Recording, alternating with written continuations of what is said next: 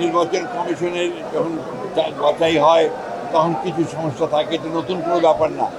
আমরা এখন পর্যন্ত নির্বাচন কমিশনকে দেখেছি যে মোটামুটিভাবে তারা যোগ্যতার সঙ্গেই কাজ করছে। বিশ্বাস করি যে নির্বাচন কমিশন যোগ্যতার সঙ্গেই এই নির্বাচন পরিচালনা করতে চায়। শহীদ প্রেসিডেন্ট জিয়াউর রহমান বীর উত্তমের 90তম জন্মবার্ষিকী উপলক্ষে আজ আমরা বাংলাদেশ জাতীয়তাবাদী দলের পক্ষ থেকে তার কবর জিয়ারত করতে এসেছি, শ্রদ্ধা জানাতে এসেছি। একই সঙ্গে আমরা বাংলাদেশ জাতীয়তাবাদী দলের চেয়ারম্যান জনাব তারেক রহমানের পক্ষ থেকে আজকে এখানে আমরা দলের প্রতিষ্ঠাতা শহীদ প্রেসিডেন্ট জিয়াউর রহমান বীর উত্তমের মাজারে শ্রদ্ধাঞ্জলি অর্পণ করতে এসেছি। আজকে তারই পাশে শুয়ে আছেন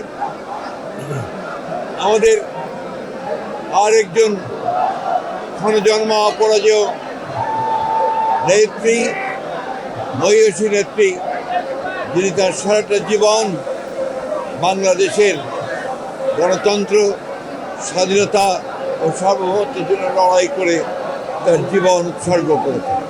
হ্যাসেল ফ্রি জীবনের smart companion Walton home and kitchen appliance. শহীদ প্রেসিডেন্ট জিয়াউর রহমান বাংলাদেশের রাজনীতিতে একটি এমন নাম, যে নাম প্রতি মুহূর্তেই স্মরণ করতে হয়। যিনি বাংলাদেশের স্বাধীনতা ঘোষণা করেছিলেন এবং পরবর্তীকালে বাংলাদেশে গণতন্ত্রকে এবং বহুদলীয় গণতন্ত্রকে তিনি পুরো প্রবর্তন করেছিলেন।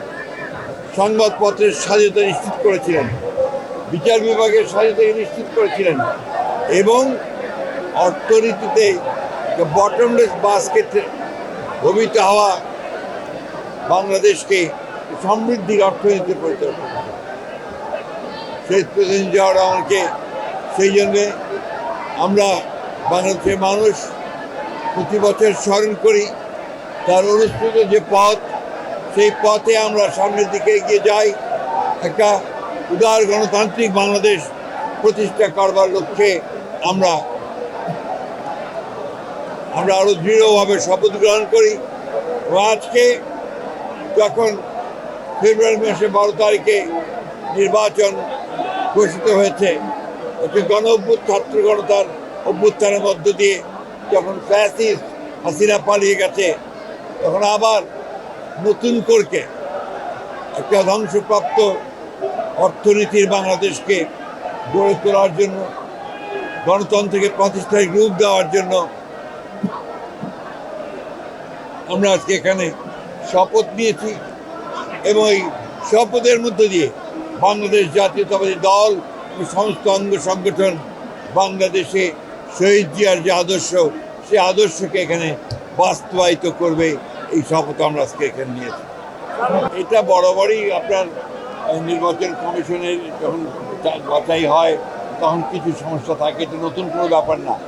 আমরা এখন পর্যন্ত নির্বাচন কমিশনকে দেখেছি যে মোটামুটিভাবে তারা যোগ্যতার সঙ্গেই কাজ করছে। আমাদের যে সমস্যাগুলো একটা আমরা মনে করেছি, সেগুলো আমরা গতকাল তার সামনে তুলে ধরেছি এবং আমরা বিশ্বাস করি যে নির্বাচন কমিশন যোগ্যতার সঙ্গেই এই নির্বাচন পরিচালনা করতে চায়।